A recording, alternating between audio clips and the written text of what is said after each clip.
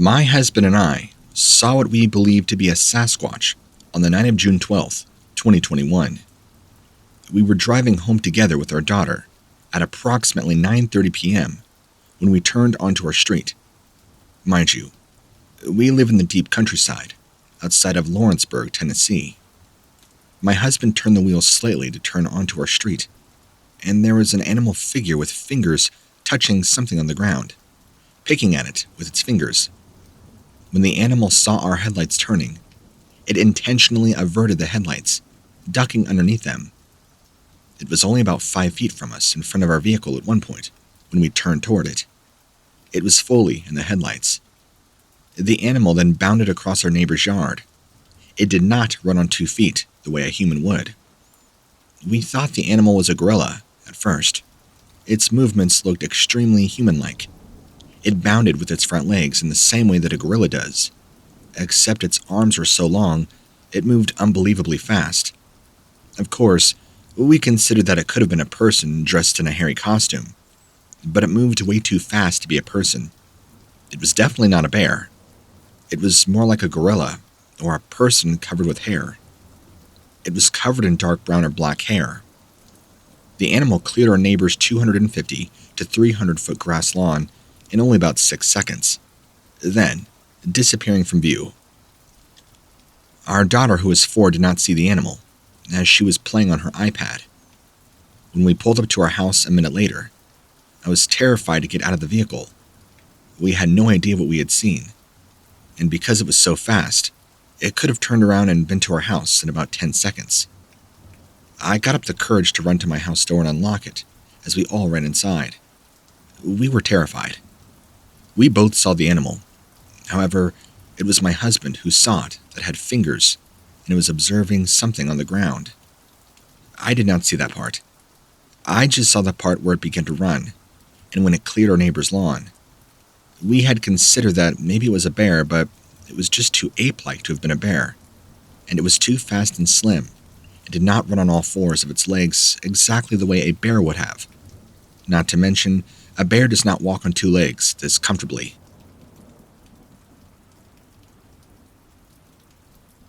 This incident took place during the summer of 2017 in an area of Washington state. Our group was built of 4 persons staying the night in a free camping area. I do not remember the exact date, only that it was late August of 2017. The campground only had 1 trailer in the entire area, and it was a family with 2 small children. We were in 2 tents. I had drawn the short straw and was sleeping in the back of one of our vehicles.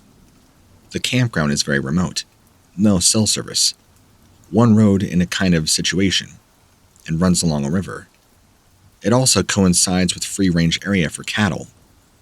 We spent the day playing games and hanging out at the river.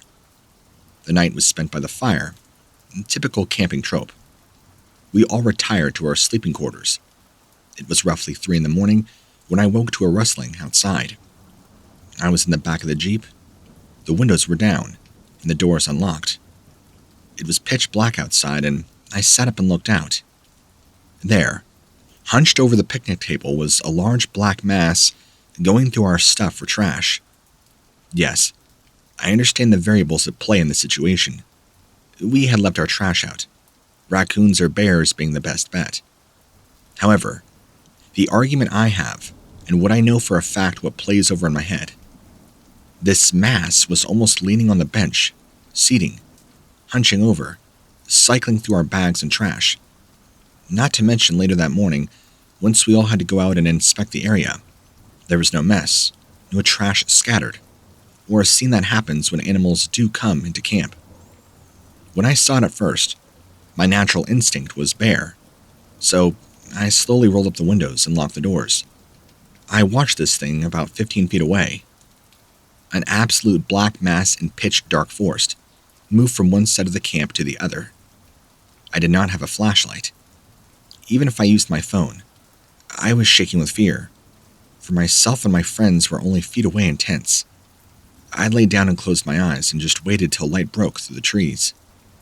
When I sat up again with barely an hour of sleep, it was now 8 in the morning, and to my left was a massive bull. It meandered around camp for a few minutes, but didn't do anything. At first, I chalked that experience up to it being a cow. But the cow had left distinct hoof marks, and the length of the cow was not what I saw. Not to mention this figure that I witnessed was tall. I couldn't put a number on it. It showed a certain dexterity, only a biped sort of thing could have. I want to note that I've gone every which way to make this a bear. In my head, I play it back and try to make it out as a bear, and a bear only. But it just does not seem possible. Only till now do I see it as something else.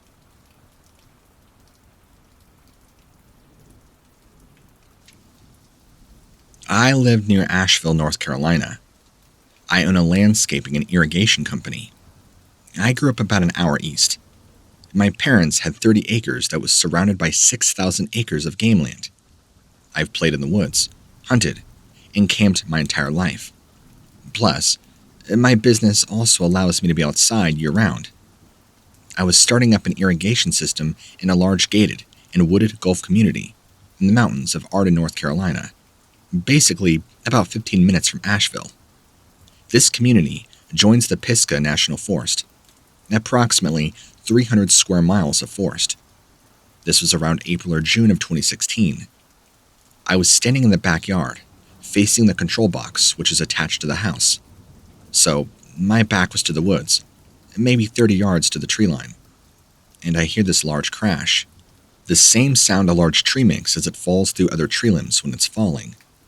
I turn quickly to see a massive beech tree rocking back and forth.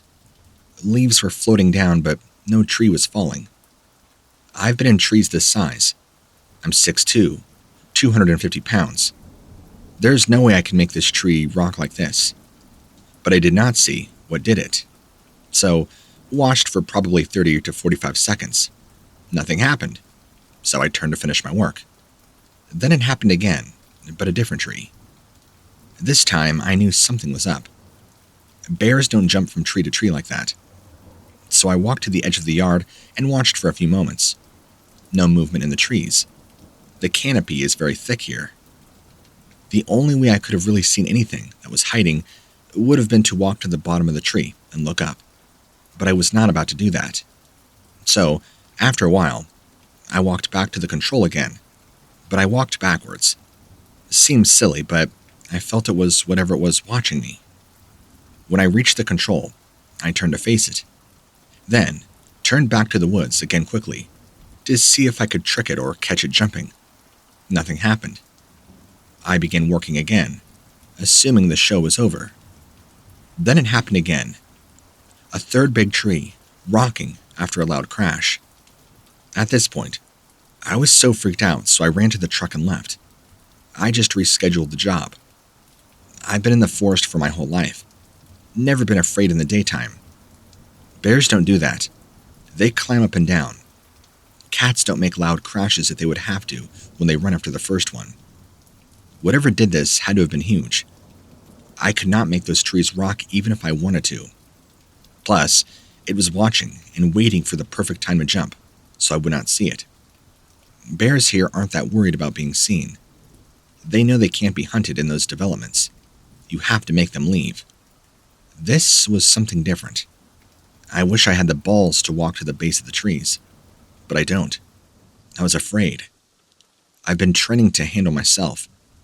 I always carry a gun, but this wasn't something I could handle. I just know.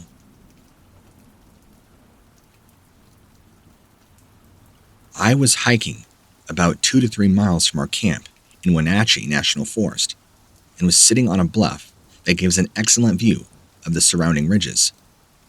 After a while of sitting and seeing nothing, I hear a series of heavy thudding sounds as if they were in rhythm of a person walking.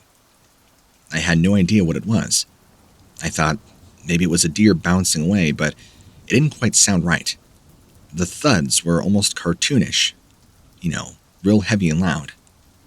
Then, about 5 minutes later, I hear what sounds exactly like somebody banging 2 rocks together. I was still deeply confused as to what the sound could be. It sounded like it was maybe 40 to 50 yards away, just into the tree and brush, out of sight. I got up, grabbed my rifle, and started down to where the sound was. When I was about 10 feet away from the trees, I had the Sasquatch epiphany. So, speak, realizing it might be Sasquatch. Every hair on my body stood on end as I made my way immediately back to the top of the bluff. I was still hearing the rock banging, so I grabbed 2 rocks and banged them 3 times back at it. There was a pause, and then I heard 3 bangs back. I went back and forth with this thing for about 5 to 10 minutes. It would mimic the number of bangs I would do. I would do 2 bangs. It did 2 bangs. I did 4 bangs. It did 4 bangs. I was far too freaked out at this point to investigate further. Especially, it was getting dark. So I made my way back to camp and shared the story. There's only one way to access that area, and nobody else had been up there. My friends suggested maybe a bear was just snapping its jaws, but there was a nearby gut pile from a deer my brother had shot earlier that day, and was untouched. If a bear was in the area, I would think it would have investigated the guts. Later, I had my dad stand about as far away from me as I thought the sounds were, and had him bang 2 rocks. It sounded exactly the same. I'm not sure what it could have been, other than a Sasquatch. We were the only people up that camping road.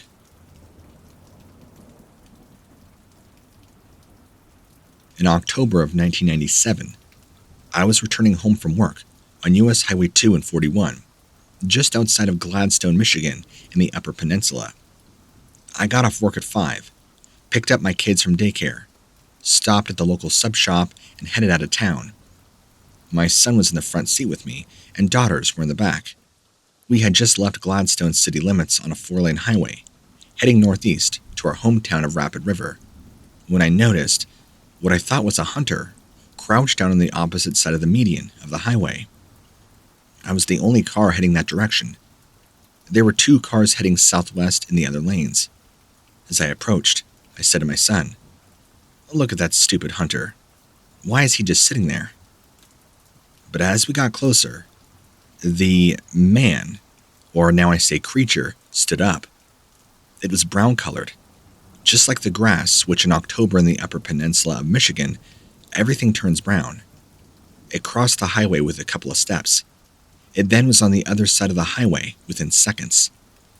As I passed, it put its arms down to its sides, stepping into the woods, and it was gone. I have lived in the Upper Peninsula my entire life. I am a logger's daughter. I have spent countless hours in the woods.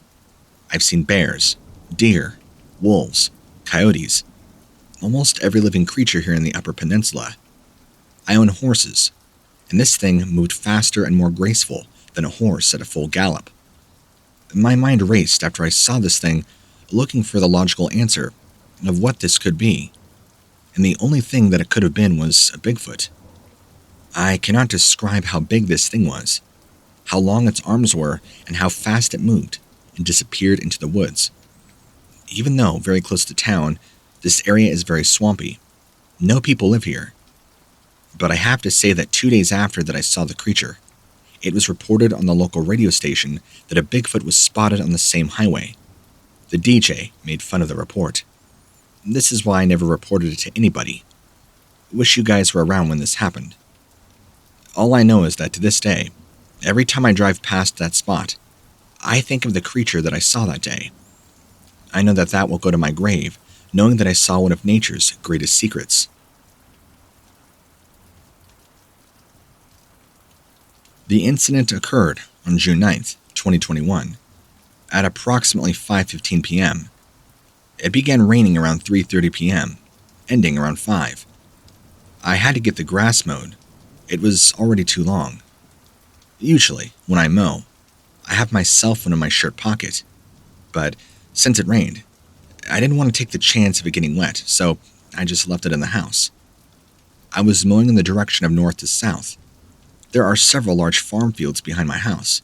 In between these properties are 3 large depressions in the land, where a larger vehicle could park and nobody would see it. Through these particular spots are cart paths that run along the bottom, also running from north to south. As I was mowing, a dark figure appeared down by the corner of one of the fields. approximately 150 to 200 yards out. I stopped and looked and was wondering if it was the neighbor, maybe checking his trail cams at that point to the north. I took my mower over to the woodpile, which is approximately 35 yards closer, to get a better view. The field was just planted with soybeans, so I couldn't go in with the mower. At that point, the dark figure was just east of the trail, and I was hoping it would cross the path of the trail cam, but it seemed to avoid the area. This dark figure was following the deer trail that are 40 yards east of the trail cam. So I asked myself, what am I looking at? Knowing it had just rained, who would be back there? I idled the mower down and noticed the toadstools around the woodpile, thought maybe it was a mushroom hunter. But this person was black from head to toe, and mushroom season is basically over by now. This large figure began to move across the second field, heading northeast along where the deer usually go, down into a large depression in the field. As it was moving across, I knew there was no way I would have enough time to get my cell phone or binoculars in time to view it. So I sat there and observed it, following the deer trail, knowing it was not a black bear walking on two legs. The whole time I was thinking, nobody's going to believe me. It seemed to cross the field without any trouble and cleared the field within a matter of a minute and a half. As it disappeared into the chest-high weeds, I sat there for approximately 5 minutes, waiting to see if it would reappear on the other side, or head toward a large section of woods which have several trail cams along the perimeter of the woods. I also scanned the tree line for any vehicles that might be there from somebody walking out, but there weren't any. I could not figure out what I just seen. I finished mowing. I didn't even tell my wife about it until a few days later. At my first opportunity on June 12th, we took our golf cart back into the area to see if we can find any prints or tracks. To our disappointment, the field had been tilled. Where the field was filled with weeds, grass, and corn stalks, it made it very hard to find footprints. We also followed the path that it took up to the largest part of the depression in the field. This is where you can see the game trail going in and out of the chest-high weeds. We also took the cart down into the lower part of the depression via the mowed paths that are back. On June 13th, we conducted a reenactment with our 15-year-old son. He's about 5'11", 235 pounds. We had him dressed in a black Adidas sweatsuit that had white lettering and stripes on it.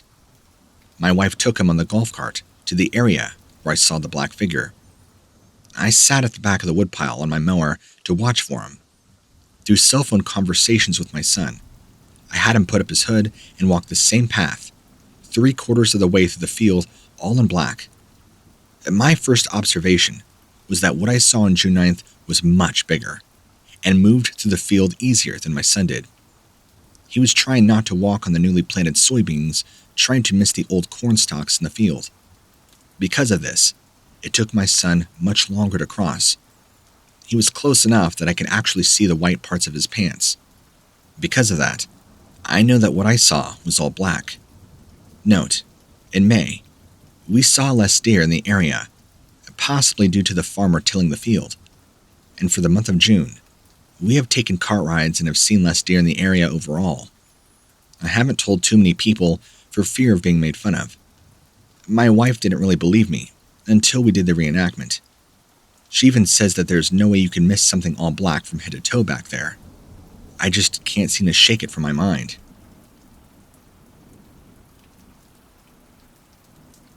At around 11 p.m., on July 26th, my wife and I were night fishing on the backwater of Crane's Nest River in Dickinson County, Virginia.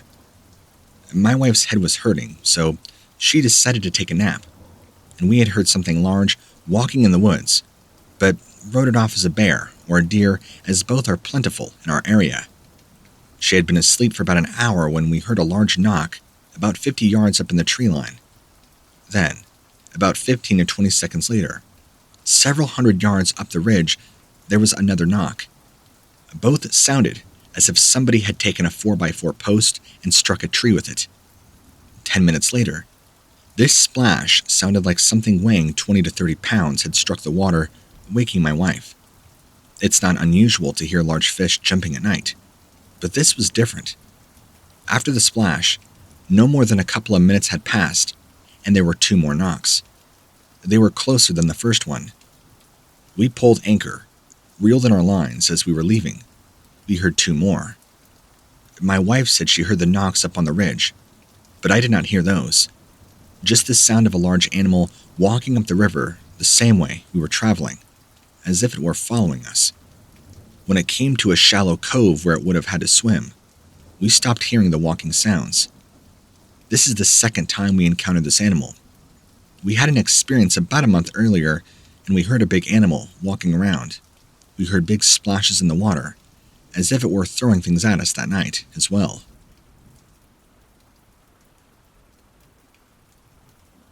Driving westbound, my brother and I were doing approximately 60 miles per hour on Route 224.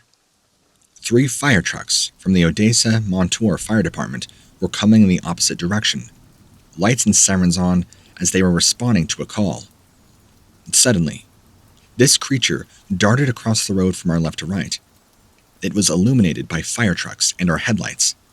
I yelled to my brother, "Don't hit that kid." That was when we realized it was not a human or animal. We thought the lead fire truck was going to hit it. We believe it was spooked by the lights and sirens and panicked. It ran extremely fast on 2 legs, leaning slightly forward, with what we estimated today to be a stride of about 5 to 6 feet, as the road was approximately 30 feet wide. It was completely blackened from head to toe, and approximately 6 to 7 feet tall. It swung its arms in an ape-like fashion at its sides, as if to gain momentum. Unlike the way a human pumps their arms and fists for speed when running, that's how we knew it wasn't a person. The creature did not look in either direction as it darted across the road. It acted like a scared animal. We returned to the site this morning and did not find any tracks. The ground was completely hard and dry at the time. No alcohol involved.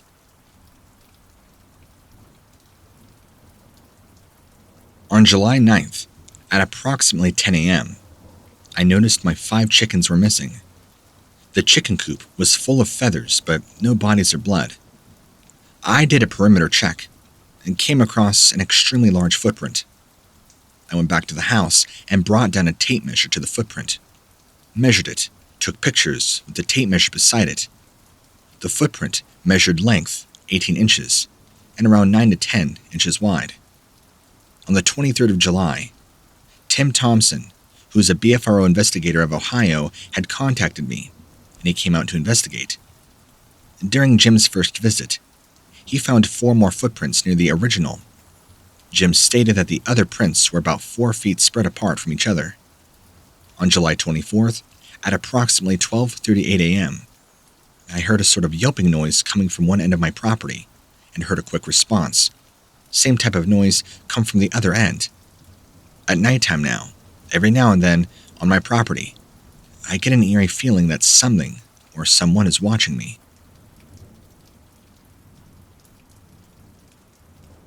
This evening, I decided to venture past the communication building as the foliage was still at ease. I continued another half-mile up the path where the power line crosses the river. From here, the river bank drops 15 feet, giving a nice view of the river below. As I approached this area, my eyes were immediately caught by somebody down below at the river's edge. What I saw was an all-black figure down at the river's edge, about 250 feet away. I thought it was strange because not many people hike off trail in the preserve, especially during the summers nor late in the evening or even past the communication building. As I watched this man down at the riverbank, I began to notice subtle details like golden red hair in the sunset. I also didn't notice any distinct clothing, but hair alone. At this moment, I remember being very confused as to what I was seeing. Whoever was down at that river began to walk inland, using its arms to move the reed bushes. That I saw its long hair dangling from its arm, shoulder to hand. And I thought, this has to be a Bigfoot. I immediately began to reach for my phone without taking my eyes off the creature. That's of course when it noticed me. What terrified me the most was not able to make out any details in the face as we made eye contact. That's when I ran.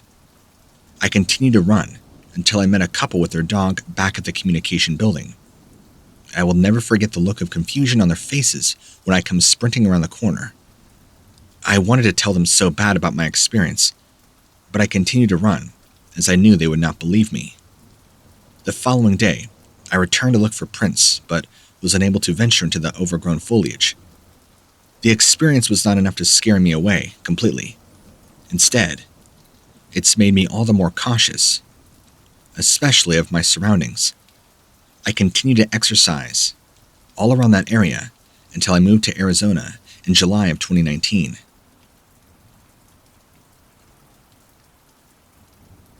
This sighting has stayed with me for a long time. I did not want to submit it at first, but based on the number of sightings identified, I'm now forwarding on what I saw. My son and I were driving down County Road 200 in Liberty Hill, Texas. We came to the end, made a right turn on County Road 236. We were heading towards Killeen, Texas at the time, and it was in the morning. At the time, the car I was driving had two little plastic pieces on the front of it that were designed to create sound to scare away deer. I got them because my car was small, and I didn't know if that would help. But as this is an area with a lot of deer, it was worth a try. I'm not sure if this is what scared what I saw. Just after we made the right on the County Road 236, I saw what I thought was a gorilla on the left side of the road. It seemed agitated, and as we got closer, it ran across the road, climbed into a tree on the other side. At that point, I saw the tree move wildly, with the leaves and branches swaying like it was extremely angry, or like a strong wind had hit it. As the day was calm, the only thing that could have caused this was whatever jumped into the tree. I did not look up, and I didn't stop due to my son being with me. But that sighting has always remained with me, as it was so unusual. I've seen gorillas in the zoo. It looked similar. I would say that it was relatively tall and was standing on its hind legs. As I got closer to it, it raced across the street in front of us. It didn't seem as tall as I would have imagined, maybe 6 feet. It was hard to tell height from where I was in correlation to what I saw, though. After this event, I even checked to see if any gorillas had escaped anywhere near me, but didn't find anything. To many, this will sound like a tall tale, but to me, it is a very vivid memory.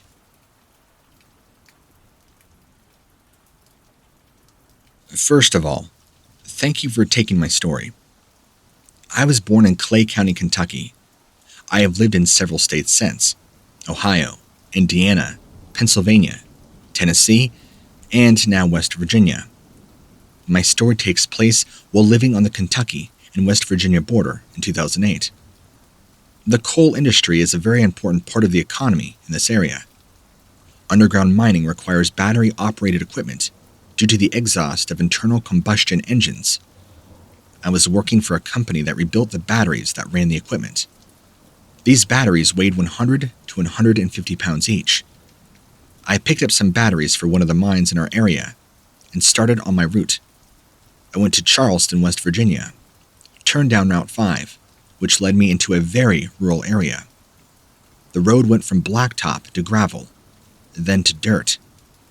It was about 5 p.m., and being in the fall of the year, the day began to wane, and evening began to fall. I had my headlights on as I made my way along the dirt road. I was traveling at about 15 miles an hour, and was going along a small river that ran alongside my left. I rounded a turn, found a low-water bridge crossing the stream. A low-water bridge is made of some pipe that allows the water to flow through them, and concrete is poured over to make the roadways. These are always 1 lane wide, and usually close to the water. Lining up with the bridge, I noticed 3 or 4 deer off to my right. Along with some birds on the left side of the bridge was a bear. I've seen many bear down where I worked, but only black bears, some 300 to 400 pounds. This one, however, was very brown and very shaggy. I thought how odd. I've never seen a brown bear in that area, and certainly not one that is that big. It was sitting on its haunches, looking down into the water. I had the window about halfway down on my driver's side as I approached it. As I got closer, I thought, that's not a bear. When I got within about 5 yards of it, it stood up and turned to look at me. It must have been at least 8 feet tall and 4 feet wide at the shoulders. No neck that I could see. I've never been this close to an animal that size in my life. It was a brindle color, brown, black and gray all mingled together. Its head was kind of pointed, had no hair on its face, which looked almost human. It didn't look angry or threatening, just kind of interested in my being there. The hair, several inches long, hung down from its arms. Its hands were almost to its knees. Bears do not have front legs like that. I should know. I've seen enough of them fairly up close, and they sure don't have hands. As I drove by, it looked down at me in my pickup, and I realized just how large it was. I was within 5 feet of it, and it was maybe going 3 to 5 miles per hour as I passed it. There was no foul smell that I can remember, and I've heard that seems to come with them. Approaching the end of the bridge, I looked in my outside mirror, and it turned and stepped off the bridge into what must have been about 4 feet of water, which didn't even come to its waist. I remember saying to myself, that wasn't a bear. I watched it as it crossed the stream and climbed up the opposite bank with a hand-over motion, holding onto trees as it went. Coming back that way after my delivery, it was dark. I saw no sign of it anywhere. Several years have gone by now, and I'm now 71 years old. I've not told anybody about what I saw, until recently. I shared my story with my father-in-law. I told him I would understand if he didn't believe me. But to my surprise, he'd worked in that area and said, there's something down there people claim to have seen for years.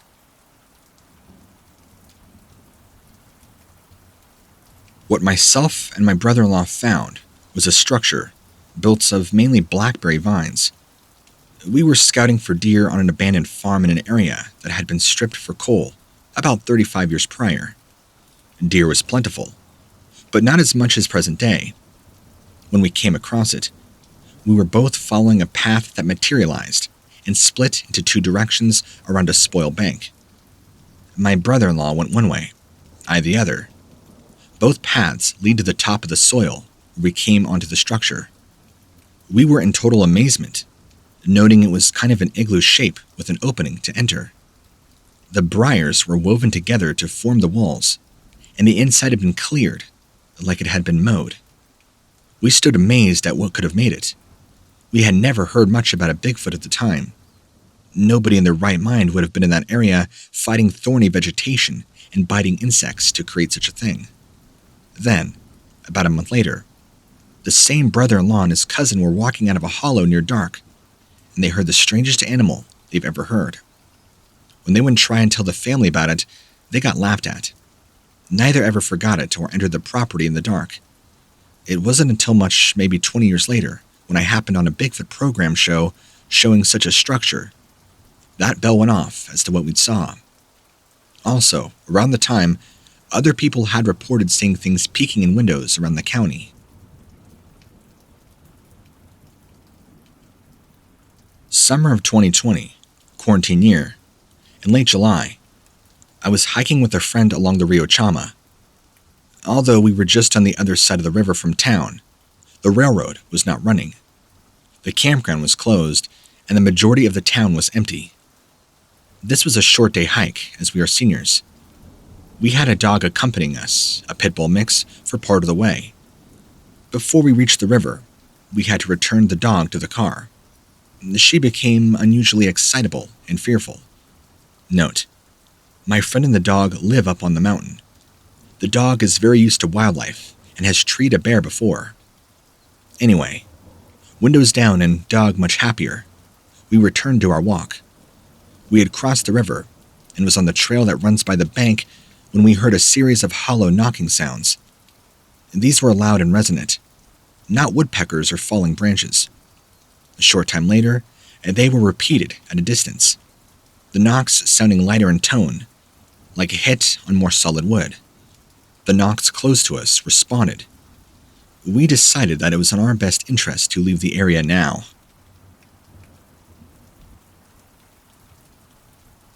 It had to have been the summer of 2015, 16, or 17. I was camping with my son's troop in Moraine State Park in Butler County, Pennsylvania. I woke up in the middle of the night. I want to say it was around midnight, but cannot be so sure. This would have had to have been a Friday night into Saturday morning. I was taken aback by how quiet the woods were. Being a seasoned tent camper, this struck me as odd. Our tent was the closest to the shoreline, maybe 30 or 40 yards of woods in between us and the shore. The deep woods were on the other side of a trail from our tent site. Up the shoreline, I heard what sounded like a tree or a rock knock. The knock continued for a little bit, and was eventually answered by other tree knocks coming from two distinct locations in the deep woods. The answered calls seemed pretty far in the distance, but still audible. The original knock came from our side of the shore, and was closer than the other two. This happened for a little while. The answering calls never changed, but the knock on our side kept getting closer to our tent site. I was actually astonished at how fast the knocks were moving down the shoreline. By what I mean, the knock source closest to us was coming toward our campsite, working its way down the shoreline. Whatever was making the knocks was moving at a good speed for being in the woods at night. Then, the knock stopped right when it felt like the source was directly behind us. The following night was Saturday. I woke up again, but this time, the woods were their normal sounding self, and there was boat life on the lake. I did hear another knock, fairly distant in the woods, but that was the only one.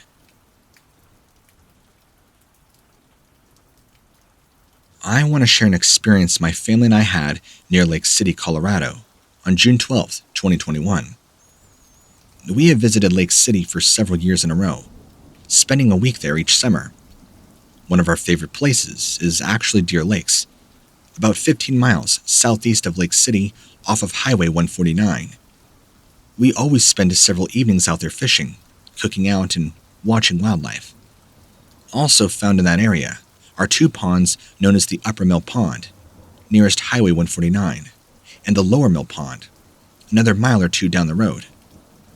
On our way to Deer Lakes this visit, we stopped at the Upper Mill Pond to fish, but we saw a cow moose and two calves just below the pond, eating in the runoff creek. We almost always see moose near Deer Lakes. While we were watching the moose from the cab of our truck, we heard the undisputable sound of a woodknock. At first, none of us thought much about it, until we heard another one. I was in the driver's seat, furthest away from the pond and the moose. My daughter being in the back seat on the driver's side, while my wife was in the front passenger seat nearest the pond and the moose. The girls thought the sound came from the direction of the pond, but I thought it came from the other direction. The pond and the road to Deer Lakes sits in a valley between two ridges.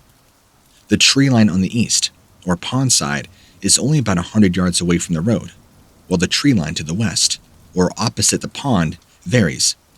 In some places, a few hundred yards from the road, and other places, not far off at all. My daughter and I got out of the cab of the truck to listen, all after we heard the second knock. Then, she and I both believed the sounds were coming from west of the tree line. We waited, listening, and heard another knock, this time, seemingly from a different position from the first two knocks. In a bit, another vehicle stopped to watch the moose. When they arrived, we heard another knock. A third vehicle drove past, and we heard still another knock as it went by. In all, we heard what I would guess to be about 8 to 10 knocks, from at least 3 different positions, but all on the west side of the road. My family and I talked about it. It was possible that there were a few guys in the woods making the sounds. Maybe one guy knocking on a tree. Then another heard it and knocked back. That's possible. However, what sealed it as a Bigfoot for me happened later that night. After we heard the knocks up by Upper Mill Pond while watching the moose, we went to the Deer Lakes where we had planned to fish, but our lines were too tangled. We did get to cook though. As the sun went down, we left Deer Lakes, but drove further away from the highway, waiting until it got very dark before we went back to town so we could see the stars. Just off of Highway 149 on the road to Deer Lakes is a staging area so people can park trailers to unload their ATVs. There is also a forced apartment bathroom there. That is where we parked to stargaze. As soon as we got out of the truck and shut the doors, we heard a knock from the east ridge of the mountains. This tree line is several hundred yards away from the road. It was not pitch dark. We could still make out the silhouette of a mountain against the backdrop of the sky, but it was too dark to make out any individual trees. I can't imagine any reason that anybody would be up on that ridge, especially at this time of night, in the dark, in the cold, just waiting for the possible chance that somebody would stop at the staging area and get out of their vehicle so they could hoax them with a wood knock. I believed for sure at the time that was a Bigfoot in the area. In full disclosure, I am a Bigfoot enthusiast. I watch all the TV shows. I watch videos on YouTube. I've been a member of multiple forums. But I live near Amarillo, Texas, where it is flat, dry farmland. There's no Bigfoot hunting around here.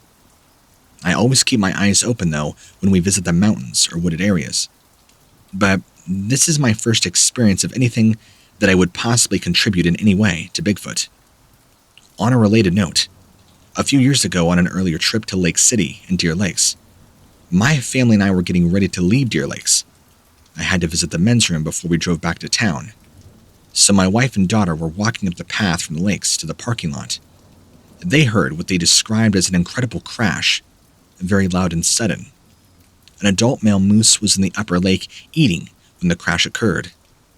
This moose was frightened so much that he raced out of the water into the woods, scaring my family terribly.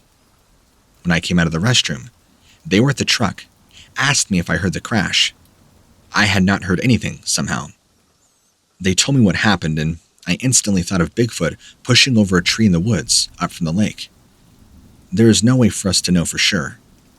The girls certainly did not want to go into the woods to investigate, so we could possibly have had 2 Bigfoot encounters at or near Deer Lakes. I'm almost positive we heard them knocking on June 12, 2021. Thanks for your time. Earlier this evening, June 5th, 2021, 4 of us were boating at Salt Fork in Ohio. I live less than 10 miles, so I fished and boated out here for years. This evening, 8 p.m., the lake is very busy, several boats in the ski zone. We decided to take a break from the ski zone and headed back into a cove for a few minutes. After going about halfway back into the cove, we all heard an unusual sound come from our back left, which is a very heavily wooded area. It was loud enough to hear over the motor. I shut off the engine so we could figure out what it was. The only way I can describe the sound is like an old mechanical tornado or air raid siren beginning to wind up.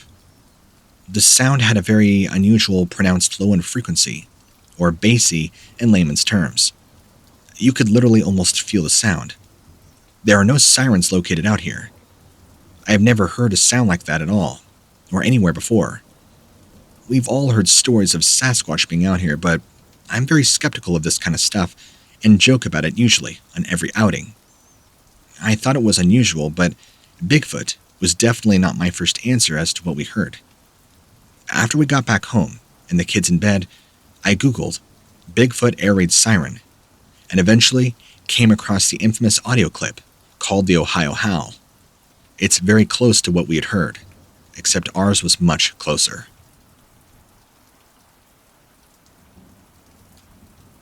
We went camping for a couple of nights near Julian, California, in a location just a couple of miles south of a town adjacent to Highway 79. We arrived on a Friday night, stayed through Sunday afternoon. We were sharing a tent trailer with friends. Both mornings before dawn, I walked my wife over to the nearby porta potty restroom. Both nights were clear and quite dark with partial moonlight, but the area has a lot of trees, so there are shadows, even though you can see well enough to walk over to the restrooms without a light. The first morning we walked over to the bathroom without any incident. It's very quiet there, especially come the evening. The second morning, probably at about 5:40, I waited for my wife. I very clearly heard a wood knock. It came from north of our location. When my wife came out, I told her what I'd heard and asked her if she had heard it. She did not. We walked back to the tent trailer, got back in bed as the sun was not rising until closer to 7. We were both awake about 15 minutes later and both heard a single whoop sound, this time a bit to the east. Right after the whoop sound, we heard there were blue jays in the trees around us that went nuts, making all kinds of noise for about 20 seconds. Then, all was quiet again. A bit later, still before dark, I got up and kind of kindled the fire a bit outside and decided to take my vehicle up the road to drop some trash off near the campground office. Another friend from a second tent trailer also camping with us up at the time. I told her about the tree knock and the whoop that was heard. When I returned from the quick errand to the trash bin, she told me that she had also heard a tree knock, but this time it was to our west. A few minutes later, I heard 2 more whoops, one from the southeast, then a couple of minutes later, after that to the south. These were not coyotes yipping. Not sure what else to say about this, but it was interesting.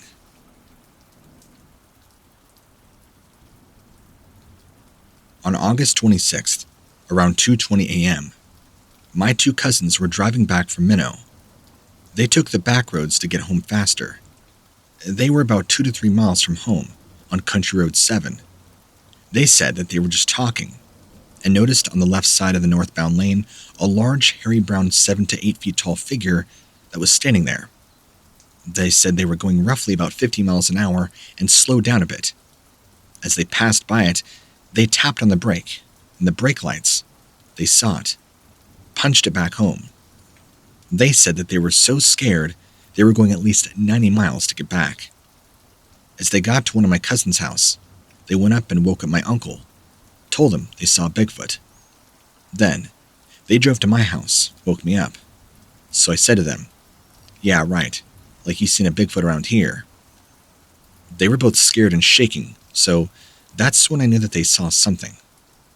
So, I took 2 spotlights, a 5 million and a 3.5 million. My uncle had a 1 million light also. We asked them to show us, in which they both agreed after they calmed down a bit. We left their car and took my aunt's van, headed north.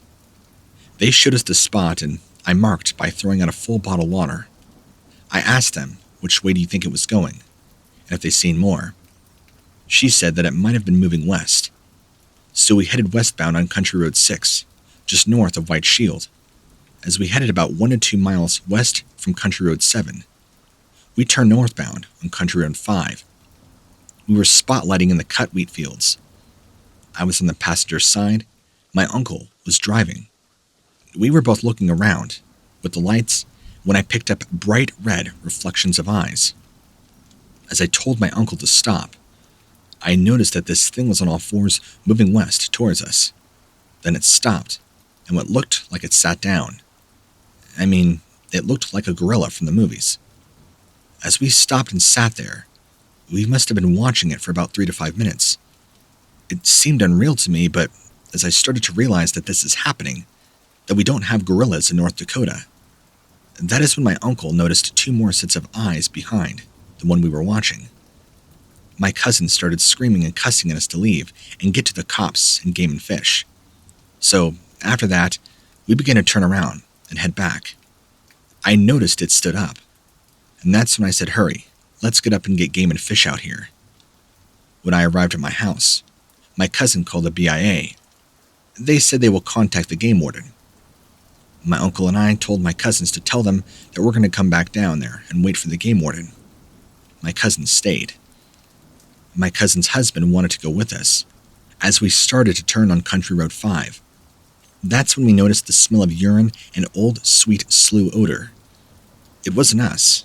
I checked the smell inside the van. It smelled better than outside. We stopped and jumped out, starting to listen.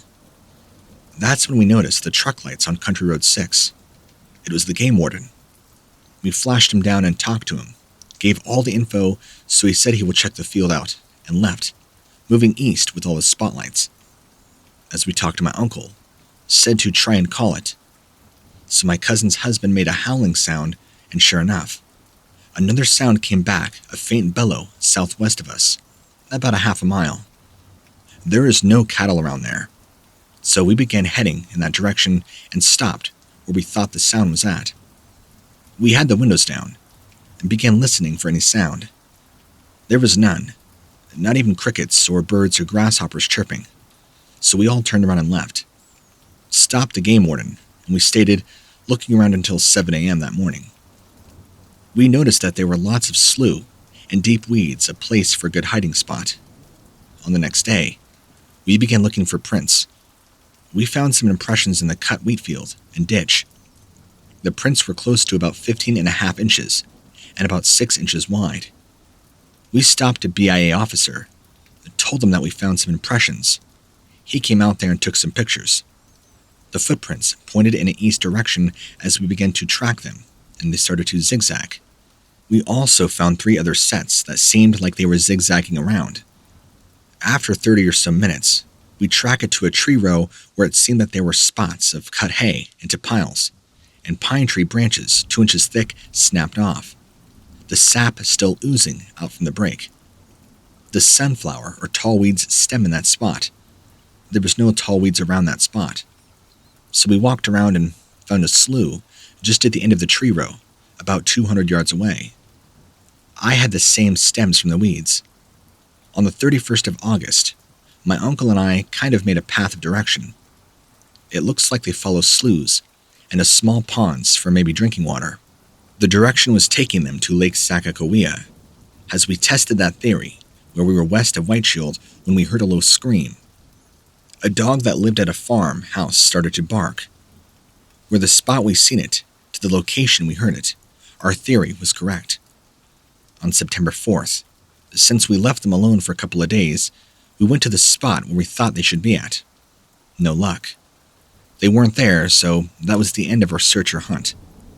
Until September 9th, when 6 kids saw a tall black thing running on 2 legs, heading west on BIA 1, just half a mile north of White Shield. I talked to the kids myself, and they said it was running in the field. It was black and on 2 legs. As it crossed, it took 3 steps, and it was on the other side. This was around 9 p.m. and the sun was setting. By the time the kids told, it was dark. My uncle and I drove back there and found nothing. This is the next day, September 10th. We also tried to find paths where this thing had crossed. We are still looking for signs or even better prints. That's all for now.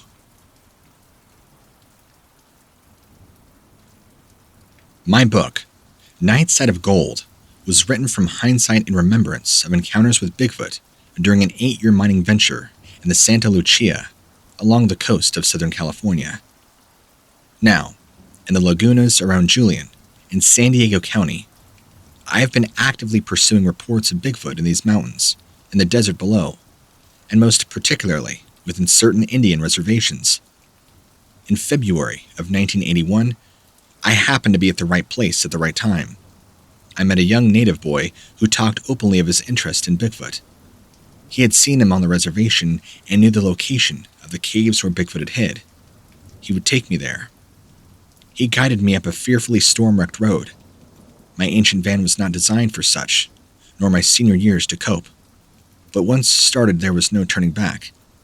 Disaster seemed certain, but I would die trying. We reached a small flat.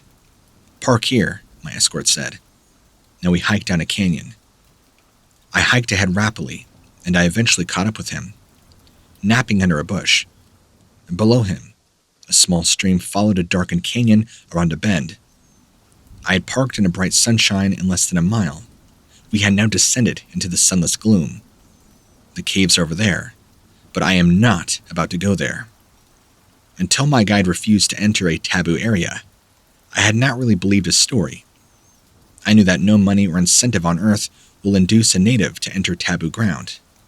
"Okay, now we wait. Have a seat," I said to him.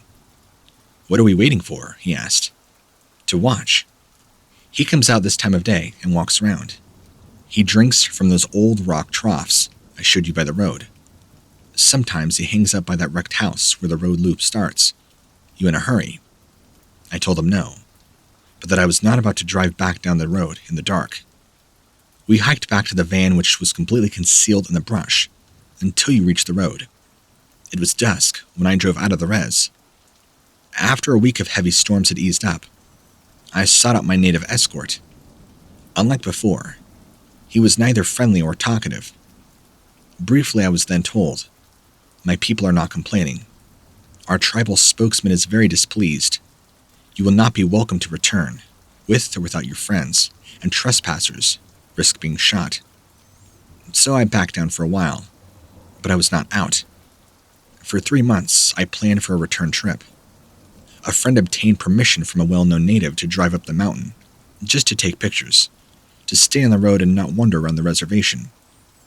I had studied the map well, but a certain hunch compelled me to request we never reverse our direction. After a steep turn, we were blocked, but good, by a heavy pickup in the road next to a parked bulldozer. In front stood 5 natives, shoulder to shoulder spanning the road with their backs to us. "Looks like we've got trouble," Escort said, very quietly. He stepped out with a cheery greeting, and, as a Forest Service firefighter, was recognized. The 2 men approached me. "You see Bigfoot this morning?" They knew who I was. No, and I came up here to just shake hands with them. That brought welcomed laughter. Then a statement. "I have seen him. He comes up from the canyon below the flat you just passed. He doesn't come out very often." This was confirmed what my first native guide had told me.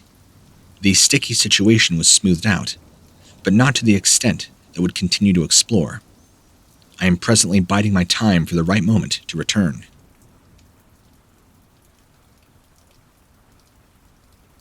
I was deer hunting with a friend for whom I have known and hunted with for years.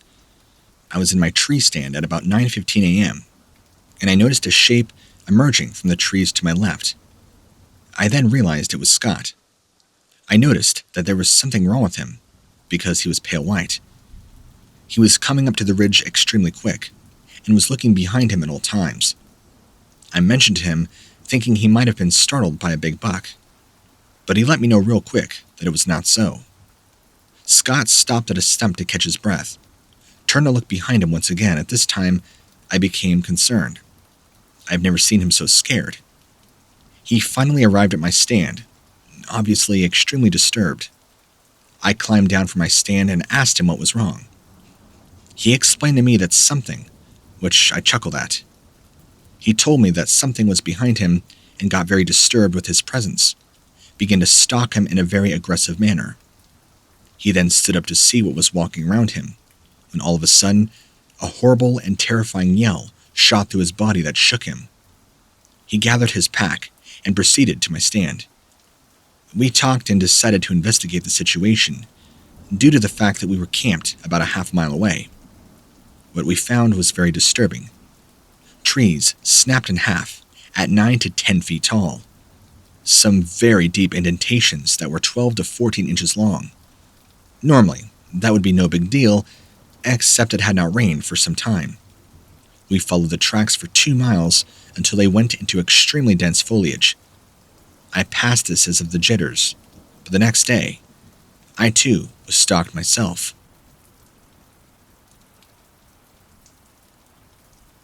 I'm 67, retired RN, and former private pilot with excellent vision. 2015.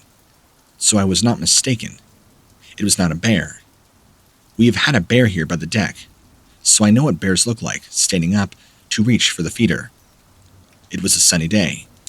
My small Chihuahua mix was out front in her cage. She was barking, so I walked out to the front deck and looked towards the dirt road where she was looking. We sit back, approximately 125 feet from the road. I saw a very black humanoid shape walking on 2 legs going past our driveway. It was half bent over, then straightened up. It had long arms swinging. The head was turned away and appeared to have a very short neck and a roundish head from that angle.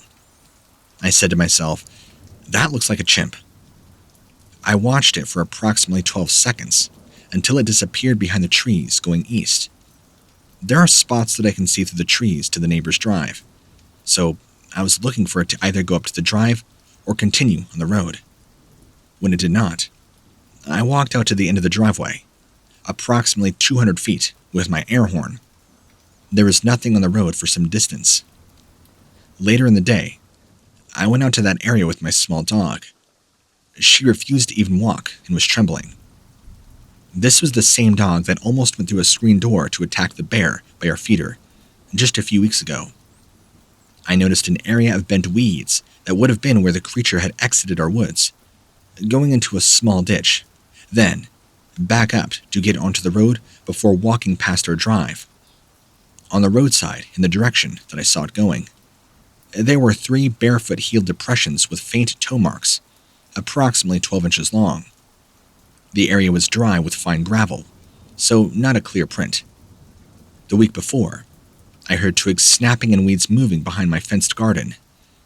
This is approximately 40 feet from the front porch where I often sit. The dog barked. The noise stopped and then started again, so I fired off my air horn, which I always have near after an encounter with a large coy wolf.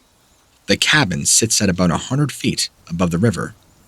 There are many snowmobile and ATV trails, plus the long trail is only about 1/5 miles. It was very wooded and remote. A few homes and camps on our road.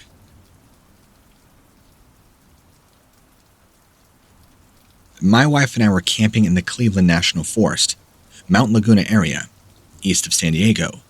The campground is called Burnt Rancheria. It was exactly 3:14 a.m. My wife had woken me up. She needed to use the restroom badly. The restroom was about 50 yards away, and she was afraid to go alone. As I was putting on my shoes, I began hearing sounds like something that reminded me of an axe hitting wood, but louder.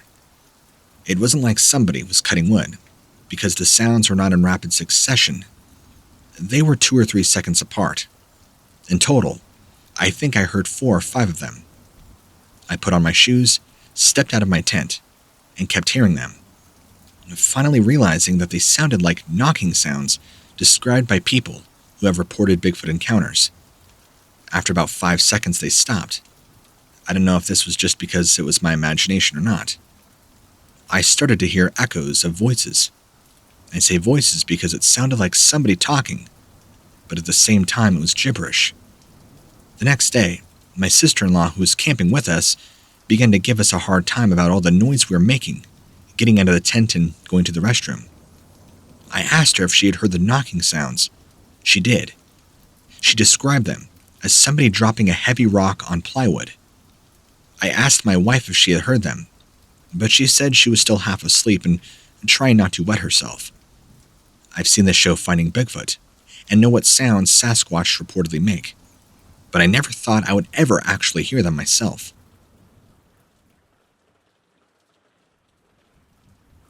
This story is as best as I can remember it. I will only use initials of persons involved, but there were several people involved at the time. You can take this story/report however you feel. In the fall of 1971, while I was still in high school, it was close to the high school football homecoming. Several of the students were at Dresser's Ranch preparing for a homecoming float, when several members of the Oklahoma high school football team drove up to the barn, yelling and screaming that they had seen something in the woods on Green Hill Road. They said that even whatever it was bigger than ES, and had grabbed him while he was in the woods using the bathroom. ES was a football player and was well over 6 foot 3 inches tall, weighing around 245 pounds, a huge guy. ES would not get out of the truck. When they got to Dresser's barn, he was white as a sheet and seemed to be in some sort of shock. Another football player, EN, was shaking so bad he couldn't even zip his own pants. Several other football players said they were there when it happened, but did not see anything, except ES running back to where the fire was, passing them, locking himself in the truck. EN jokingly got his spotlight out of his truck to shine it where ES had come from. EN was holding the spotlight in one hand and trying to take a whiz at the same time. EN had said he seen it. A large hairy animal standing about 20 feet from him. ES and EN were the only ones to actually see whatever it was, but they were convincing enough that the others that were there jumped in their vehicles and drove to town, which was only about 5 miles away.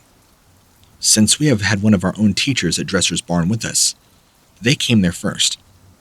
After they told us what had happened, we thought they were pulling our leg, but once we seen the faces of ES and EN, we thought there had to be something to it. So we all jumped in our trucks and cars and headed out to Green Hill Road to see if we could see anything ourselves. Since there was a whole line of cars and trucks going out of town at the same time, the local police seen us and called a highway patrol and county deputy. They thought we were up to no good. Once we got to Green Hill Road, several of us had spotlights and were shining out into the woods where ES had been grabbed. We did not see anything out of place. Then, the highway patrol and the county deputy arrived to try and run us off. They did ask what was going on, so ES and EN told them what they had seen. After that highway patrol trooper and deputy sheriff went out into the woods to look around, just a few minutes later, both came back to the waiting group of the high school students and told us if we knew it was good for us, we would get out of there. They neither confirmed or denied seeing anything. We all left going back to town. At school the next day, the topic of most conversations was the Green Hill Monster. After school, many of us all returned to Green Hill Road to have a look in the daylight. Found was 3 deer, necks broken, guts ripped out. None of the deer had any bullet holes and were intact except for the guts being ripped out.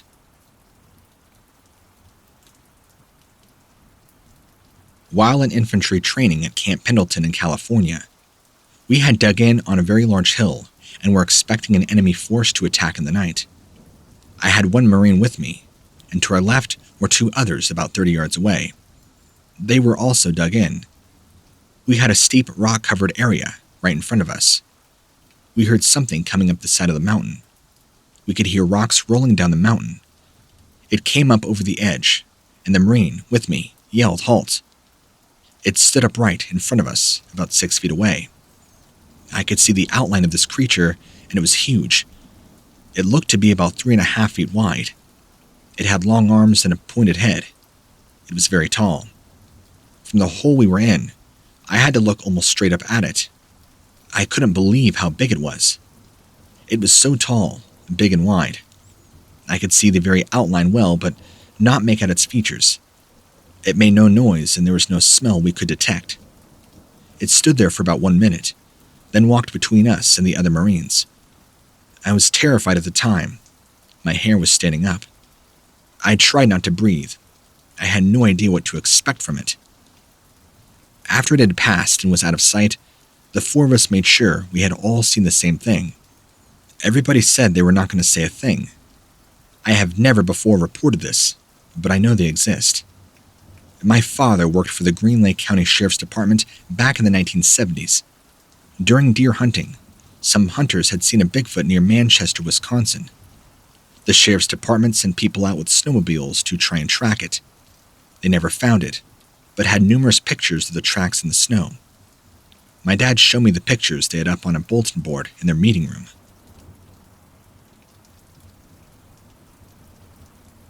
My girlfriend and I were standing in a graveyard on a ridge top in Eagle Rock, Virginia. It was December 24th. It was rainy, overcast day at approximately 4:50 p.m. We were paying respect to my family's graves when all of a sudden, we heard a guttural call sound come from about what I estimate to be about 150 yards away, if that far up from the mountain. It was low, lasted several seconds. There were 3 distinct calls in the initial call. My girlfriend looked at me and said, "What was that?" I began to answer her with an "I'm not sure" response when it called out again. 3 more distinct calls. She said, "Is that a Bigfoot?" And I told her, "I'm not sure. I grew up in the woods and had never heard anything guttural like that before, and I've heard a lot." You could see the fear in her eyes. I looked around and told her, "I'm not sure what it is, but look at all the dogs. They know exactly what it is." There was a very large dog, about 100 yards away over the ridge, that was frozen in place, staring in the direction of the sound. There were 2 other dogs, one on a chain on the porch of a house, and a hunting dog on a chain about 75 yards away from both of us. Both of those dogs were frozen, looking in the direction of the sound. Not one of the dogs barked. The hunting dog was the closest to the sound and was still quiet. My girlfriend said, "What do we do now?" Before those words were finished coming out of her mouth, I was trying to make the same sound back at whatever it was, but I only did one guttural call instead of three. She said, "Oh my gosh." It was quiet for about 10 seconds after my call. Then it responded with another single one, like I had just done. I thought I had heard something moving. When it responded, a rooster crowed right behind us. And then, the rooster and chickens with it ran off the hillside behind us. My girlfriend wanted to leave and go to my grandfather's, and that sounded like a good idea. However, I wanted to see if I can get close enough so I could see what it was. I convinced her that we were safe in the car. So we got on the gravel road that went up to the water tank farther up the mountain, very close to where the sound had come from. On the way up, when we passed the dogs, they were standing still, looking up the mountain. When we got to the water tank, I wanted to get out, but my girlfriend had asked me not to. I listened to her, and frankly happy that I did, since I didn't have anything for protection. I had the windows down, hoping to hear it again. There was silence, and the dogs began barking at us. That told me that whatever had scared them must have gone then, so we left. The hunting dog that was standing still when we passed it was up the hill, was spinning around and flipping. He was going so fast trying to get at our car. I didn't see anything, but heard much. 2 years ago, while camping at the lake, without permission, we were walking at the southwestern inflow to the lake, which is a seasonal creek. The water level of the lake was high due to the El Niño rains, and the creek extended out from the lake, covering the dirt road with about 2 feet of water. 3 of us were returning from climbing Boundary Peak when we had to take our shoes off to wade across. Our footprints were clear and distinct in the silty, sandy bottom. However, near the other side, we saw a set of footprints that looked like somebody had walked into the water and then back out. These footprints were about the same size as ours. However, they were blurred and had kind of fuzzy marks all around. They had not been there when we had crossed the same spot an hour before. We all commented about how weird they looked. Later that evening, when we sat around our campfire, a U.S. Border Patrol agent stopped by to chat. He had been dragging some old tires along the dirt roads near the border so that he could return later to see if any illegal aliens had crossed the border at that point. We told him about the weird tracks we had seen, and he said, "Oh yeah, we call him Littlefoot, because the prints aren't big enough to be a Bigfoot." Nobody's seen him, though. The agent went on to say that everybody in his office just thought it was a Mexican with hairy feet.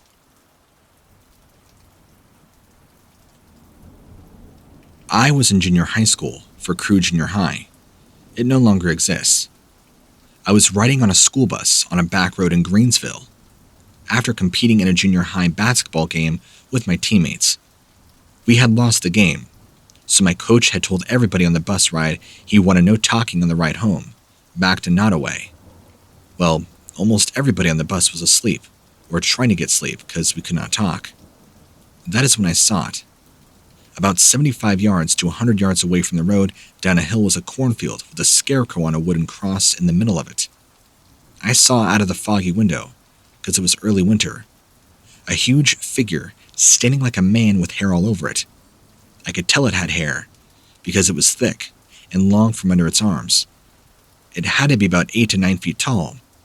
Its head was at its chest area, and the scarecrow of the wooden cross. It was huge and massive. It appeared to be looking at the scarecrow.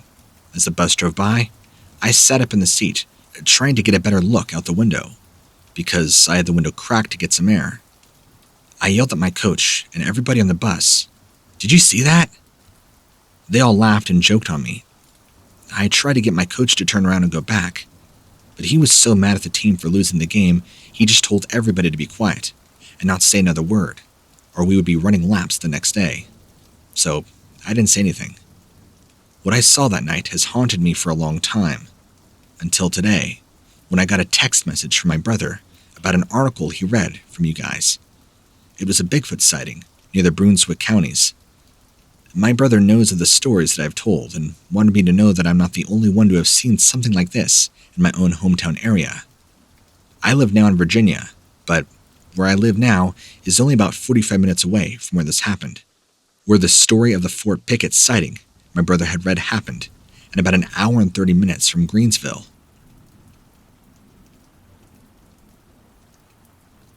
I'm an investigator here in the mountains of western North Carolina.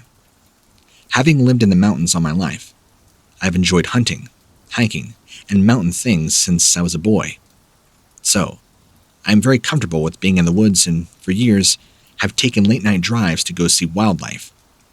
For the past few years, I have been taking late-night drives to my research that are good weather nights. It was Tuesday, June 23rd, 2015. The weather was good.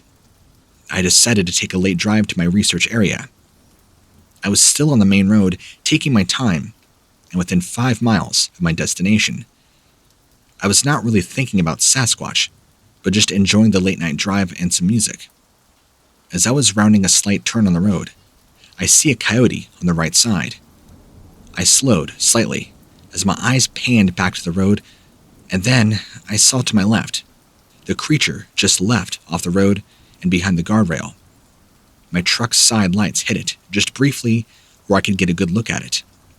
My sighting was brief, but I did get a very good look at it. I could not believe what I saw.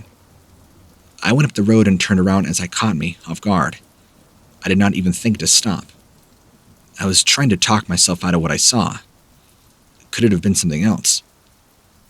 The area on the left was very green, so I thought I might have seen something else, maybe.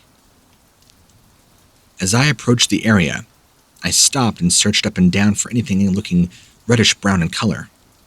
Since it was June in the mountains, everything was very green, but nothing was brown at all, bringing proof to me that it was a creature that I saw. It's very hard to describe the feeling that I had at the time of the sighting, and after.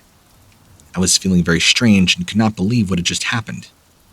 This is what I saw. Just past the guardrail and slightly off the bank of the road.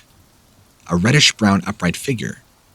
It had its back to me, and I could see from the back and upper legs behind the guardrail. I'm very sure it was on 2 legs with the most impressive width. The shoulders were very large, the head slightly forward with no neck type look. The waist to shoulders made a very impressive V, larger than any man I've ever seen. The hair was slightly long, and had another color of gray-white underneath it, with a main coat of reddish-brown. Some of the back hair was shaggy looking. The left shoulder was slightly up and the arm was curled. The sighting was brief, but I got a very good look at it, and I could tell it was very tall. After turning around and checking the sighting area for my truck, I pulled off about 150 yards down below on the side of the road. I got out of my truck to listen for about 10 minutes. Then, I did a howl call, immediately getting a response from a pack of coyotes. They were very close and below the road, about 150 yards away. This would be the side of the road the creature was also on. I tried driving back up the road to see if anything was there. Maybe about 100 yards above, when I saw the creature, I saw a wild boar feeding on the side of the road. Later on, I stopped at an overlook about a quarter mile past the sighting and made yet another howl call. I got another response from an owl being close to the parking lot. Then, just after this response, I heard another owl call in the valley below, towards the sighting area. It was the loudest owl call I have ever heard. I have heard many different owl calls, but this one was very strange. The volume of it was very strange as well. I stayed in the area for 4 more hours with really nothing happening. The next afternoon, me and a friend went back to the general area of the sighting, looking for tracks. We only found disturbances, as the ground was very rocky, steep and hard, not really friendly for walking around on. I cannot fully explain my feeling after the sighting. I really noticed that I was feeling strange, and when I had gone to get a drink a few miles away in the store, I noticed I was sweating and feeling odd. I think that I was slightly in a state of shock. I feel like this was due to me seeing something that I had not seen ever before, something that was hard for me to process. I have been hunting in the woods all my life. I've seen every animal in our area in many situations. Trust me, I've not seen anything like this before.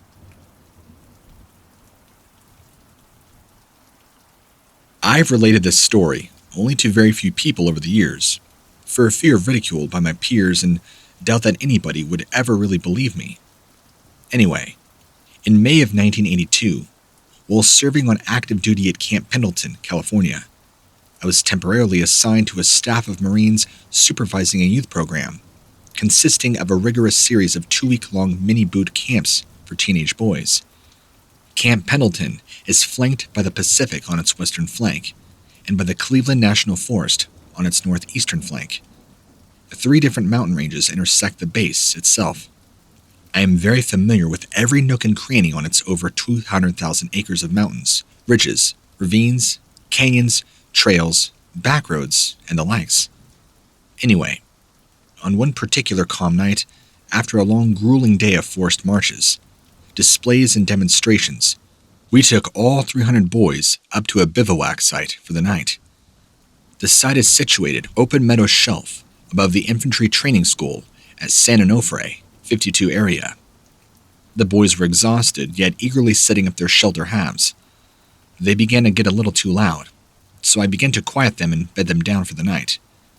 The rest of the staff was situated about 35 meters away, up on a little knoll that overlooked the boys. However, I was not aware that the staff had already bedded down, and that I was the last one up, except for radio watch, which was half asleep too. It had become dark, with the exception of a bit of starlight, which gave me a very good range of vision. Finally, I succeeded in getting the kids in the sack. Then, I stood for a few moments to ensure all was secure and that not one peep could be heard, and none could be. As I turned facing west, looking towards the closest edge of the perimeter, I noticed a tall, dark, bulky figure standing 15 meters beyond the last tent, or 20 meters from where I stood. We seemed to be staring at each other, but it's hard to say. I cannot make out any facial definition, but I had a strong gut feeling that it was checking me out real good, since I was the only thing moving around. I could feel my heart begin to pound, and my entire body felt like it wanted to anchor. There was no doubt somebody or something very odd and dangerous standing there, looking at me. I mean, this thing was tall and wide at the shoulders. I used my peripheral vision to make sure I wasn't seeing things, but it only confirmed what I already knew. It gently and slightly moved its upper body left and right, ever so slowly, as though looking around to its front, surveying the area. It was an easy 8 feet tall. Like I had mentioned previously, all I could make out was its massive silhouette, no real detail features. It had very broad shoulders, little to no neck, dark, and looked very powerful. I decided to go get a flashlight out of our vehicle on the top of the knoll and let staff know what was going on. I began to cautiously and quietly step backwards to prevent whatever it was from charging or coming. I continued to keep an eye on the dang thing, which just remained in the same spot. Almost halfway up the knoll, I had finally lost sight of it, but continued to move slowly, still trying to locate it. From atop the knoll, it was very difficult to see anything clearly, at least outside the fringe of perimeter, due to the light, or lack thereof. I walked back down to the tents, scanning the area with the light, but didn't see anything like I had before. The figure had obviously moved. So instead of waking anybody up, I sat up for a while, waited to see what and if anything would happen. I also hoped the darn thing wouldn't pop up behind me. We were all unarmed. It would have been worse, and maybe a calamity, if I had pushed the panic button and waken everybody up. After all, we were in charge of nearly 300 young street kids without any formal training. Out in the open, and I didn't need the grief if nothing I said or described could have been verified. Thankfully, nothing else occurred that night. In the morning, just before daybreak, I beelined for the spot where I saw the thing standing. There was nothing there. Nothing. Not a pole, a bush, a tree, a reed. I mean, nothing that could have simulated what I had seen. We were situated on a flat, clear, open ground with the exception of the knoll and a tree line about 60 meters away and a mountain behind, all of which I knew existed, and had seen backdropped way beyond the figure the previous evening. The ground was grassy, but was already pretty well matted down and rutted by the constant foot and vehicle movement in that trading area. I know that what I saw was not normal. I know it wasn't a hoax. I know it wasn't the kids. They were well accounted for. I trust my judgment. I'm now 46 years old, still having perfect vision. I know it was not any of the staff. I'd seen all of them sleeping when I got uphill. At the time, I had nearly 11 years of active military service in the infantry, and had done plenty of night OPs, observation posts.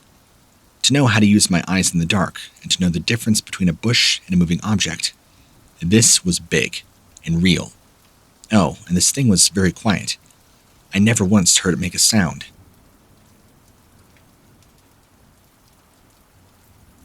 Shortly after lying down for the night, during a backpacking trip in the Nantahala wilderness, we heard a loud howl that lasted around 15 seconds, with a change of tone for the last few. This howl could not have been mistaken for any other animal, and sounded very similar to recordings of other howls. In the next 2 hours, we both heard random whoops. The next day while hiking, we came across very interesting signs along the trail.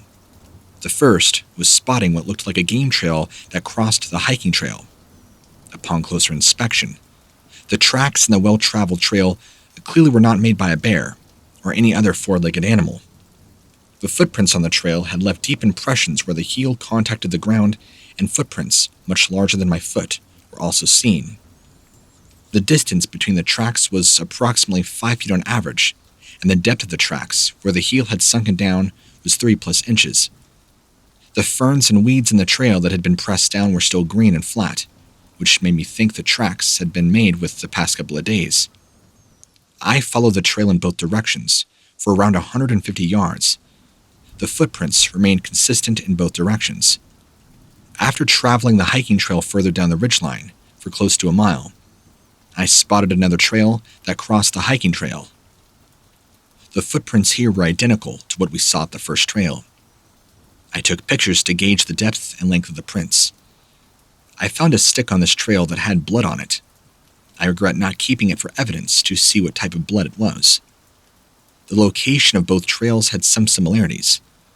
Both were located in the gaps along the ridgeline, and there was an unusually high amount of limbs and trees wedged in tree forks at both sides. One other strange observation made along the trail was finding 3 large white mushrooms placed upside down near the trails. One of these was on a rock, and another was found on the trail while following the footprints. The area where we found these signs was the direction where we had heard the howls the night before.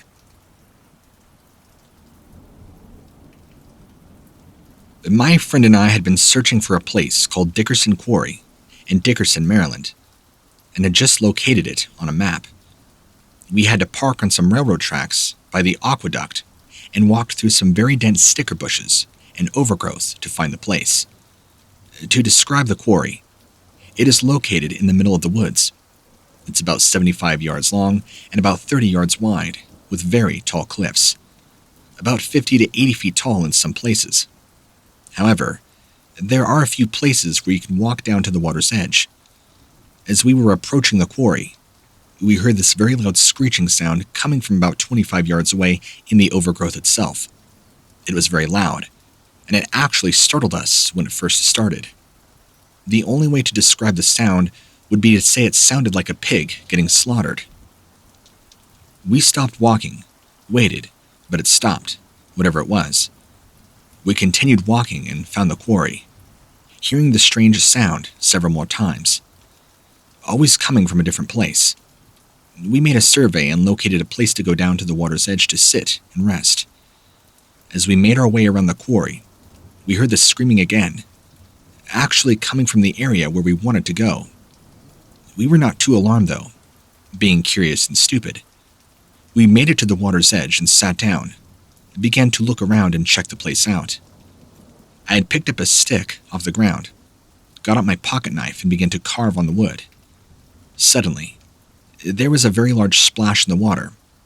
It sounded like a person had just jumped in, but when I looked up, I could see ripples in the water where something had just gone in.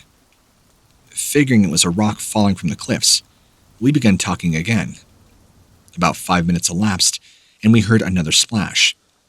This one bigger, and it was very far away from the edge. So I'd asked my friend, "Did you throw something in?" He told me no, and he was looking at me. We looked around to see if anybody was there, and we didn't, but there was nobody else anywhere. We sat for about 5 minutes, talking, and then heard another big splash. And neither of us saw what made it, but the disturbance in the water was so big, we guessed it had to have been something big. We started to think that somebody was in the woods and didn't want us trespassing. They were trying to scare us off. However, as we began to really think, we became aware there was no way anybody could throw out any rock that big that far. We made the choice to go ahead and leave. As we were climbing up and out of the quarry, another splash came from very near where we had been sitting, also sounding very big. We reached the top and began to make our way to the car. We only walked about 20 feet when something came crashing through the tree branches, hitting the ground near us very hard. It sounded like a 20-pound rock hitting the ground. At that point, we both stopped, walking, turned and really looked into the hard woods. Neither of us saw anything, but we stood there listening. I swear, I have never heard the woods more quiet in my life. We began walking, and the objects being thrown at us started to get a lot more accurate. I remember saying to my friend, "What is going on?" His response was to tell me to go, go, go. We took off running, reached our only real obstacle, a creek, about 10 feet wide where we had to cross on a log. I went first, and he was close behind. As we're halfway across the log, something landed in the creek, about 5 feet from me. It had to be about the size of a paint bucket. I didn't see if it was a rock, or what it was, but it was big. At that point, I jumped for it, hit the ground running with my friend right on my tail. Neither of us looking back. I have never really felt scared like that, but that day, I had the thought that we might meet something that was beyond nature, and not live to tell about it. Our journey into the woods took about 30 minutes due to the high growth of pricker bushes. Our journey took about 30 minutes. We reached the car, and only after the adrenaline had worn off did we both realize we were both bleeding nicely from running top speed through summer overgrowth. At the time, I didn't know about the connection between the rocks being thrown at us and the screaming to a Bigfoot. It sounds like a classic case. I've only been back a few times since then, and only in the winter where I can see for 100 yards.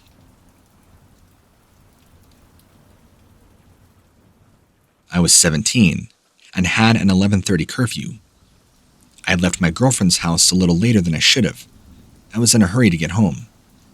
I traveled Howell Hill Road to Teal Hollow Road. On Teal Hollow Road, I was speeding down a long straightaway and saw something on the side. I thought it was a deer or cow at first, so I began to slow. As I got closer, it stood up. As I passed it, I was still going fast, about 55 or 60. I then thought it was a person who had crashed their car, so I hit my brakes. By this time, I was past it. I stopped in the road, about 100 to 200 yards past it. When I put the car in reverse to back up, I could see that it had walked into the road behind me. I probably got within 25 to 30 yards of it, and I realized it was much larger than a person. It was dark, so I did not have a great description, but it scared me. I threw the car in drive and floored it.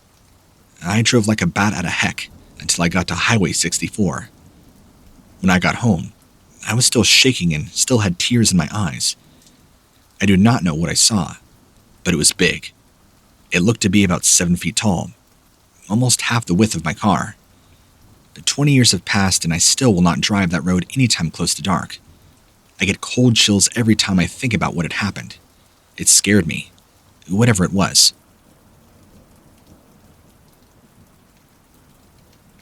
I was sitting in my mother's kitchen with two of my nieces and my mother when I happened to look out her back door.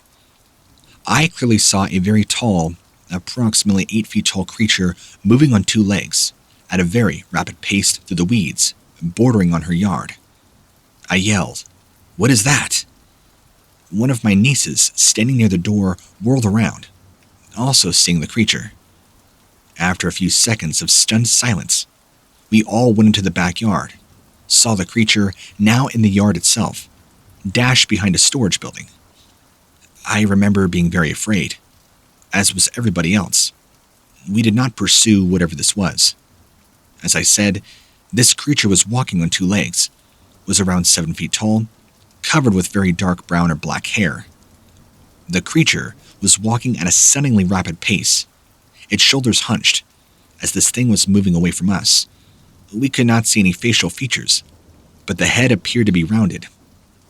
We did not see this thing anymore and assumed it had stepped over a fence behind the storage building and proceeded into the fields and woods. We were struck with how rapidly this thing was moving. We're amazed that it had eluded us with such apparent ease. When first spotted, the creature was maybe only 100 feet from the back door. When observed in the yard itself, it was maybe 150 feet away.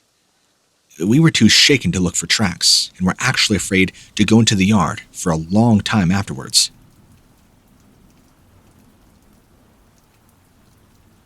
"25 years ago, 1979, I heard the most awful and terrifying screams for 3 nights in a row. We had just built a 2-story addition, which is situated further back on a lot, about 150 feet into the woods from the street. This area was considered suburban, but was fairly rural at the time. There are houses built along the street that are on lots that are roughly 3/4 to 1 acre. We own several acres of heavily wooded land, and our house sits back on the lot further than others. This section of woods is bordered by 3 state highways and was about 1 mile length by 1.5 miles width of woods and some farmland fields. At the time, there were only 2 dead-end streets that penetrated this section of woods. Another country road separates this section on the west with a state park nearby. This park is several hundred acres of lakes and heavily wooded areas. The area is now filled with housing development. It was July and very hot, 90+ degrees. The peepers were very loud. Each evening, between 2 and 3:30 a.m., an extremely loud howling, screaming sound would start far away. As it came closer, the screams lasted for 30 seconds each and occurred every 1 to 2 minutes. You could hear bushes and branches being swept out of the way, with loud crunching and breaking sounds and screams that would get louder in intensity. The woods of the time were covered with thick vines and bramble that were about 5 feet high. It was very difficult to walk through any section of woods that was not cleared. You just didn't stroll through the woods, especially in the pitch black. When this thing came closer, all the peepers and night sounds completely ceased. The sound was so loud in volume that it actually caused you to freeze. I mean, it ran your blood cold. I remember laying in bed, not wanting to investigate because whatever it was big, and I did not want to find out what it was. It was not the sound of a bear, a mountain lion, or a wounded deer. The sound had a human quality about it, and was like it was searching for something, and had a sense of pain or distress about it. It would travel parallel through the woods, about 100 feet behind my house. On the 3rd night, I got up immediately and waited for this thing to get closer. I have a switch in the bedroom. I would turn on some roof-mounted floodlights that would shine in the backyard. We did not have a deck or anything at the time, and the woods were about 25 feet behind the house. This thing was crashing through the woods when it was right behind the house. It gave out this huge, loud moan. I was looking out the window with all the inside lights out, and I turned on the floodlights. The screams stopped, and there was silence for about 5 seconds. Then, it crashed through the woods, away from the house very quickly, opposite the direction it came from. You could hear the crashing of a 2-footed creature. I heard the crashing sounds for about another minute. Then it faded and was quiet. I was pretty spooked, so I went downstairs and started turning on all the lights and outside lights. I noticed that all my neighbors were turning on their outside lights as well. This was unusual. Nobody left outside lights on, and there were no street lights in this section of street. There were at least 4 other houses that turned their lights on. I contemplated whether to call the police or not. The next day, while mowing the lawn, My elderly neighbor across the street came over and said, "Dave, did you hear those sounds last night? I have heard them for several nights and almost called the police. If I hear it again, I'm calling them." I never heard anything like that in my life. I agreed, and it was good that somebody else had confirmed the incident to me. All these years, I've only told close friends of the story, and the kidding I take as unmerciful. But I know to this day what I heard was absolutely real. I forgot about it for many years until I saw some Bigfoot documentary in the early 1990s. They played a recording, and when I heard it back, it brought back the whole incident. It was almost identical to the sound. I had played the sound recordings on various websites and would have to say it was very close to the Ohio or Pennsylvania recordings. I have never heard anything after 1979 and did not see anything. Perhaps others have given reports from this area, and this report may be helpful. I'm being truthful. I do not drink or do any non-prescription drugs. I am also a church administrator in a Bible non-denominational church.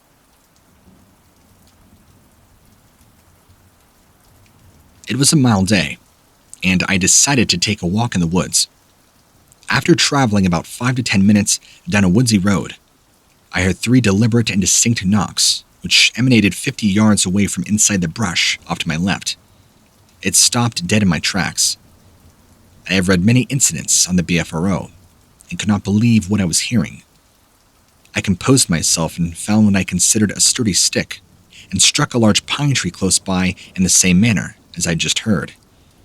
It took about 5 seconds, but a reply came back, only 2 deliberate knocks this time.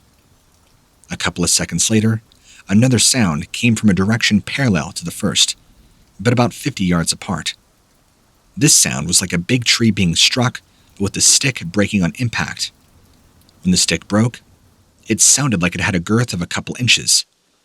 I struck my tree 3 more times, but nothing more happened. Let me add that as I was strolling down this trail, I was smoking a cigar, and the wind was blowing into the direction that the knocks came from. I continued down the trail, which takes you to the edge of a pond. While exploring there, I found an interesting thing. Lying on the ground was what looked like 3-foot wooden club, with the jagged end where the roots would be. It looked like something that you would see in a caveman picture. There were also 2 holes in the ground, one next to a tree, the hole about 12 inches in diameter, and close to 20 inches deep on the other about 5 feet away from the tree, 3 to 4 inches in diameter, and only 5 inches deep, with the club laying on its side and the small end partially in that hole. I believe that this club dug both holes because of the way the end was well-rounded and embedded with dirt, but I do not understand why. I decided to go back the next day for photographs. I brought a yardstick with me to get these measurements. When returning the next day, I discovered a good-sized pile of feces on the trail 15 feet away from the tree that I had knocked on. Nothing unusual. I did take a few pictures of various other things as well, which may or may not be relevant. What or who made those knocks, I will probably never know. But be clear on this, they were distinct, clear, timed, and deliberate. Of that, I'm sure.